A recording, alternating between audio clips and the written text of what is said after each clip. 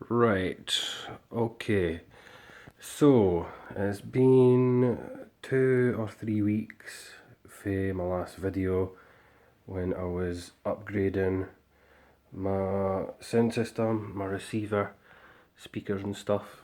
And I think at the time I says I was going to allow 2 or 3 hours to do the full install of the new equipment, set up the new speakers, and yeah, that took 8 hours. So that was absolute nightmare, to be honest.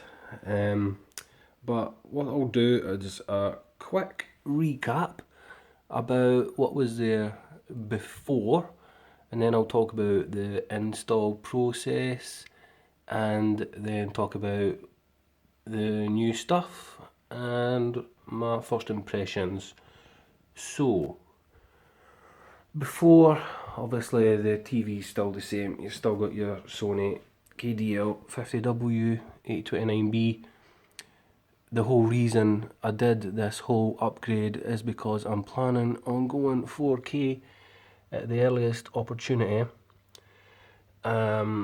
Well, more specifically, when LG even released their OLED 4K later in September, I think. The specific model I've got my eye on.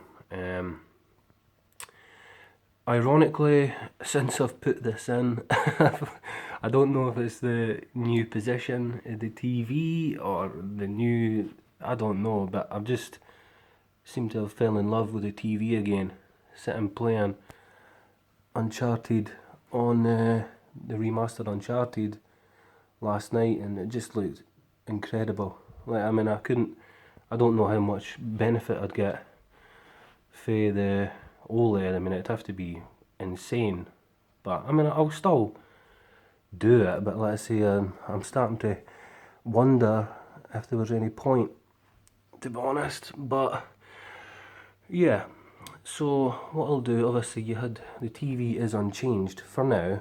I might look at that later. But so the heart of the whole thing before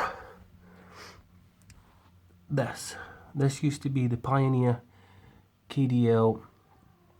No, it was the VSX922k. Sorry, the Pioneer. And because it couldn't support 4K, I had to upgrade to this, which is what Hi-Fi's product of the year, the Denon AVR-X2200W, which is pretty much future proof. You can see some of the logos, I suppose, at an angle there. Basically it's 4K ready, HDR compatible, which is important. You've got the HD CP 2.2, which is like the new copy protection thing, which you need for watching any 4K content. So it's pretty much future proof. I'll talk a little bit about my first impressions shortly on that. So yeah, that was previously the Pioneer, and that's the new heart of the whole sort of system. Right, speaker wise, so before it was the Boston Acoustics Soundware XS SE, which was these here. This, it was 5.1 previously, and this, all 5 speakers were the Boston Acoustics Soundware, the little cube, little square things. I was more than happy with the performance, especially in the price bracket. I thought they were really good. Essentially, these two here were my front, left and right. These here, and they've changed to my surround back, left and right. I've retained the Boston Acoustics subwoofer because, to be honest, with the neighbours, I mean, it's actually like set quite low, so like there was 0 point in upgrading it if I barely use that to its full potential. Believe me, it's yes, it's more than up to the job. So yeah, so speaker wise, obviously I went for the 5 little Boston Acoustics cubes, and when I decided to put in the Denon, I thought it would be the perfect opportunity to go 7.1. So thought, right, what I'll do is I'll get a couple of good floor standers to go in front. Spent a fair bit of time researching them, again using what hi-fi as a reference, and these came pretty much, well, they just nailed it in terms of like the reviewed really highly, 5-star. Again, in their price bracket they're hard to beat, if not the best. The Mission MX3s, these are actually the MX3i's, which are more expensive. They're like an improved model, apparently a better driver and some basic tweaks to the internals. They look identical. In fact, even the paperwork says Mission MX3, but I'm assured of the MX3i's. Obviously, like somebody a bit more technical than me would probably appreciate the difference, but there you go. So that is my new left and right, the Mission MX3i's, which are like, compared to the wee dinky things before, are like black monolithic things, and yeah, they sound unbelievable. Like for music, the difference is just insane. Like I probably wouldn't even need a subwoofer because the bass is unbelievable. It's probably the size of the unit helps with that. Right, but if anybody did watch my video before, they'll know that this is a complete change of plan. What happened is I'd put in the 7.1 and my centre speaker was the spare Boston Acoustic, which you'll notice is missing, is actually right here. There we go, there's my old centre, right here. So that was here. In fact, basically I had to change the whole furniture because of this. That was my old TV unit, ignore the old coffee table on top. You'll see there was 4 slots and basically nowhere to put a good centre speaker. What I decided to do, for obvious reasons, is to go for the Mission centre to complement the MX3i's. So again, this came highly recommended. Mission MXc1,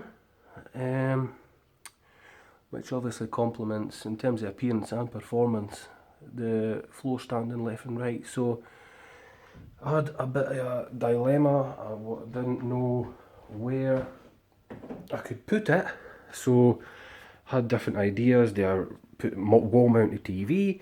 Do I buy some sort of apparatus to lift the TV up higher and then I could set the centre here? None of them seemed viable, so I decided to buy a whole new TV unit. But funny story is, when I researched this, I got a brilliant deal on this TV unit here. When I'd done the research, obviously I had to fit all of this. So when I built it, I realised that it wouldn't fit. Because when I'd done the measurements, I didn't take into account these poles here, which take a pretty serious chunk off either side in the shelf space. Previously I could fit that, the PS4, the Xbox One and the centre on the top, but the legs were, well, they killed it. So that was a bit of a disaster. What I've had to do is spend another couple of days researching, because when I initially built this and set it up, I had nowhere to put the PS4. So what I've had to do is find, well, initially I was thinking, do I get like a baker's cooling stand, anything to lift up the PS4 above the skybox? eventually found this, which was, if you can believe it, this little thing here is actually more expensive than the whole TV unit, which is ridiculous and unbelievable in equal measure. But it's perfect. It obviously sort of complements the TV unit in terms of colour and style, and gives the PS4 plenty of room to breathe, because I did actually consider getting the vertical stand for the PS4 and sitting it at the side here.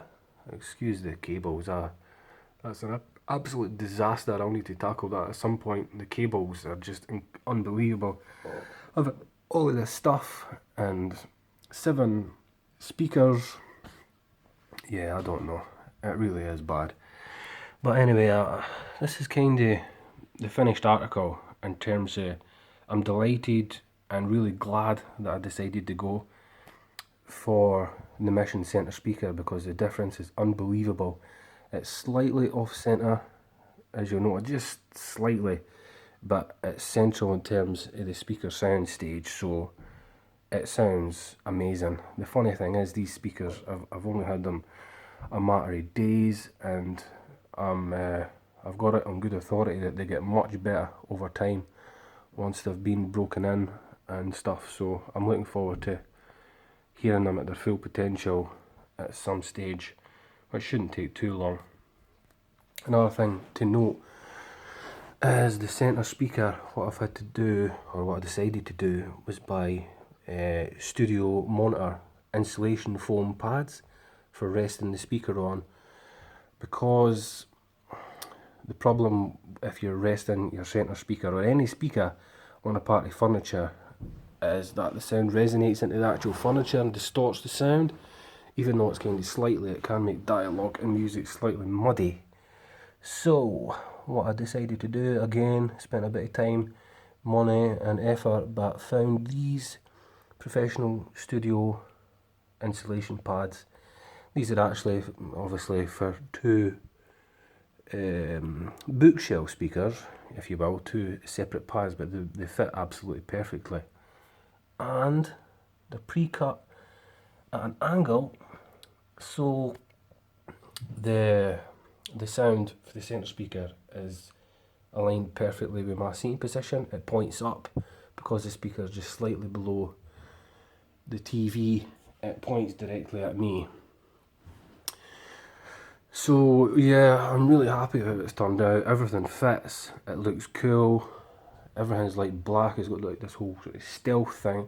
In fact, I liked the TV unit that much, I decided to get the matching coffee table as well, which was like this little wood thing. You know, the cardboard box was just like a little wooden cube thing that has seen better days, so got the matching coffee table, which works well. Any other points of interest before I get my first impression?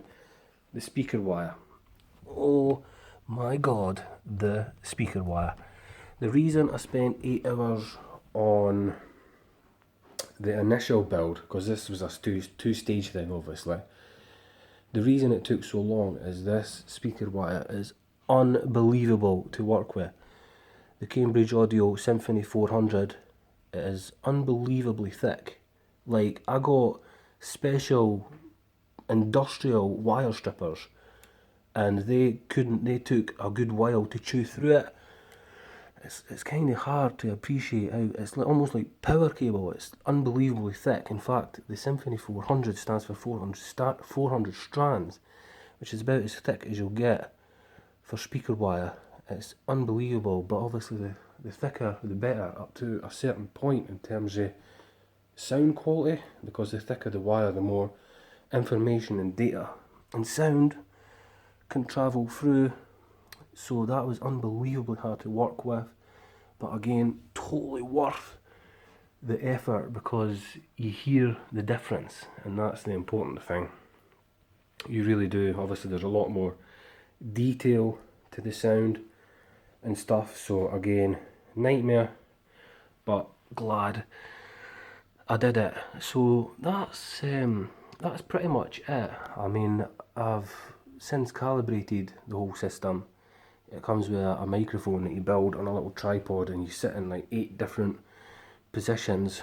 Obviously the main, where I sit, obviously, set a wee tripod in like 8 different places, and it calibrates every aspect of the sound to suit your room, the size of the speakers. It sounds amazing. Funnily enough, there isn't a huge amount of stuff that's actually recorded in full 7.1. Like, basically everything on Sky TV is 5.1. To be fair, a lot of games, like especially I did the Uncharted collection, that's in 7.1. Played that last night and it's mind blowing. It really is incredible. What else to say? Basically, the speakers have all been positioned in as close as possible to Dolby's recommended speaker positioning for 7.1 in terms of where they are in relation to the main listener, the angles, the height, everything is measured and is as close to possible. My room is like no room is perfect, but this room being sort of rectangular is good enough, it's close enough, and allows me to get as close as realistically possible in a home environment to get the sort of Dolby recommended experience. So that's basically that. First impressions obviously are, it's amazing. Music is, well, it's just completely different through these speakers. Unbelievable. It's still early days, but the Denon, again, like the first thing I noticed when I installed it is it's just much more user friendly than the Pioneer. The Pioneer, if I had the remote to hand, I had like 1,000 buttons and I only ever used like 3 of them, where the Denon is just much better. As soon as I got the remote for it, you can see here, it's just nice and simple, just the important stuff. There we go, that's much better. Just nice and simple, what's important, choose your source, you can tinker with the sound a bit, that's it.